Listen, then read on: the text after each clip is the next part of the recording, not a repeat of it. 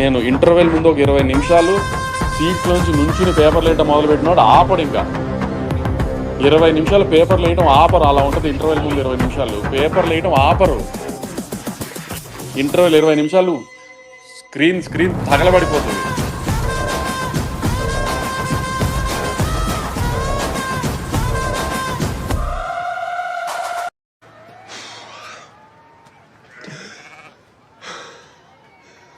Daaku Maharaj Balayya best cinematography film.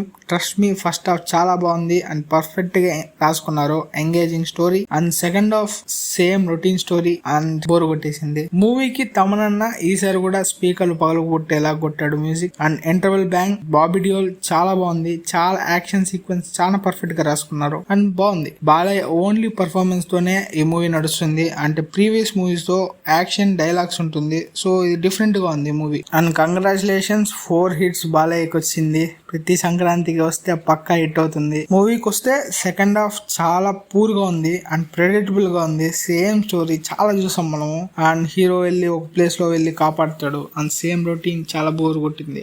First half లాగానే ఉంటే చాలా పెద్ద ఇంపాక్ట్ ఉంటుంది మూవీకి. నాకైతే ఓకే మూవీ, ఫ్యామిలీతో వెళ్ళొచ్చు. మ్యూజిక్ ఒక్క సాంగ్ కూడా సెట్ కాలా మూవీకి. ఓన్లీ బీజిఎంఏ బాగుంది. Balayya only 1 man show. So overall review 2.8 out of 5. And మీరు సినిమా నచ్చిందంటే కింద కామెంట్ లో చెప్పండి. సబ్స్క్రైబ్ కొట్టండి గైస్. దగ్గరగా ఉన్నాం 1K. So catch on next one. By.